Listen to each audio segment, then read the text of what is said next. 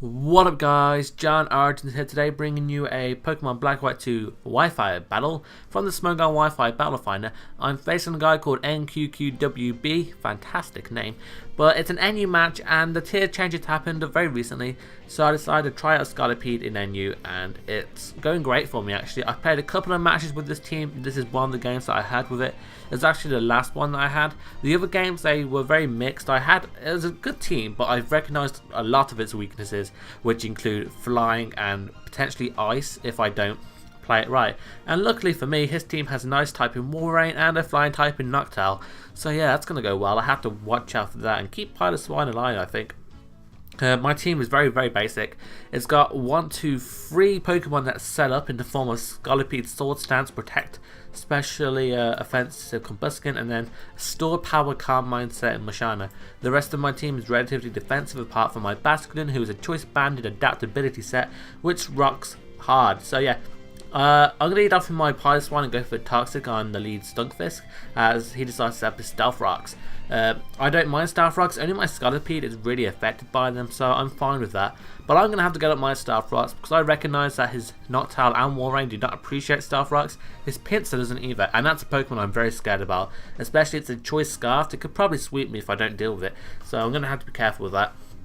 But now, not wanting to stay in because of the Scald after I went for the Stealth Rocks, I'm going to switch into my Superior, but he predicts that very nicely and goes into his Noctowl.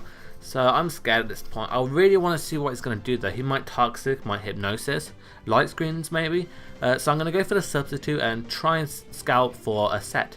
He just goes for the Air Slash, being safe, and now I know I have to switch out. So I believe I'm going to go right into my Pilot Swine to take the hit. My Pilot Swine has seen most of the action and I kind of want it alive.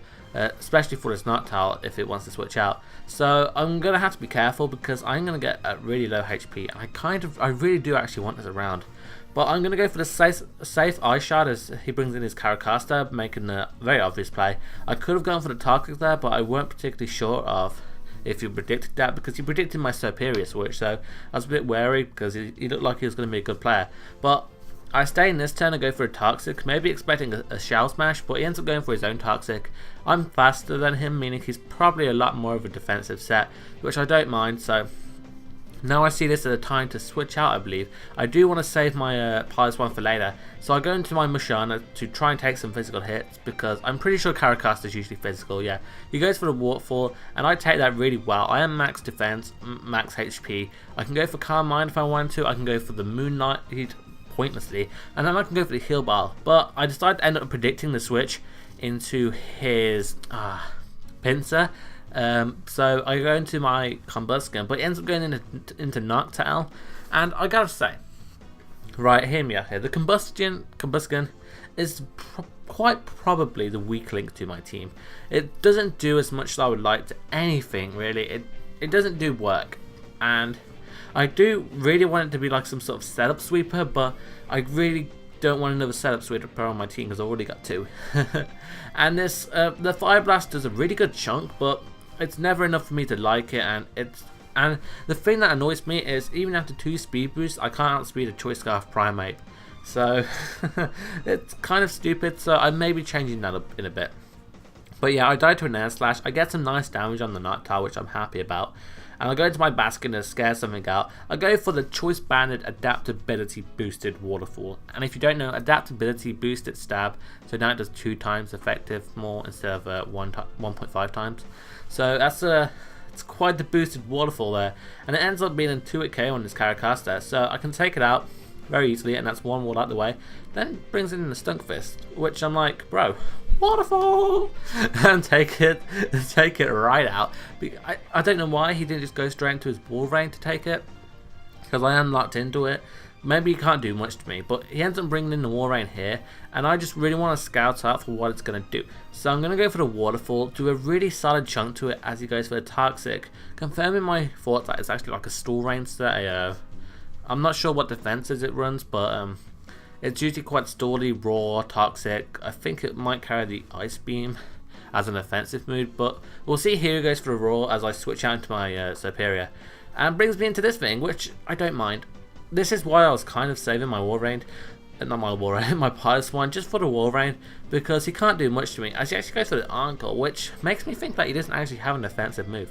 So that happens, and I go for the Earthquake and do a really nice chunk. And now I actually predict the switch here into Nqqwb to take the Earthquake. I could have gone for the Ice Shard, but I chose to go for the Toxic instead, because I wasn't sure about how much HP it would be out after Stealth Rocks. Turns out an Ice Shard probably would have taken it out, so I don't know, I was either, if he ended up staying in, an Ice Shard wouldn't do much, but a Toxic would hit it. I think that's probably why I went for it. But anyway, I go into my Baskin now, and I'm going to go for the Waterfall again. And after Stealth Rocks, this Walrein cannot take the hit from me, especially because it's pretty much near 1 HP. And I know a Nqqwb can't take it, but I'm still scared of the Pinsir. It could be Scarfed, it could be anything these days, but it ends up bringing in Lipard, and I'm like, whoa, Lipard, how you doing? I was expecting like a Prankster set, but he goes for the Dark Pulse. Probably he's a special Pokemon, and he outspeeds me and he's Life Orb, so pretty fast. But I go into my Fug Life, which is a Scolipede, star of the team, and I go for the Steamroller. I chose Steamroller over Megahorn. That's what it standardly runs, because of the accuracy, and because Steamroller is such a unique move. I love it. But yeah, anyway, I actually outspeed this Pinsir, so it's not Scarfed. I get the Poison, which is crucial to the match, as he goes for the Earthquake and takes me out. He's actually a Life Orb set, which is pretty cool, but he gets his Moxie boost, and after Life Orb damage, the Toxic damage takes him out. Oh my god, the biggest relief, because otherwise my Mashana / Superior would have died then, pretty much, because I don't have much speed investment into this Superior. But Hidden Power Ice will finish off the game for me, and that was a 2-0 in my favour. It was a very good game, and new team, pretty awesome. If you enjoyed it, leave a like, rating, rate, comment, subscribe, do all that stuff, and bye.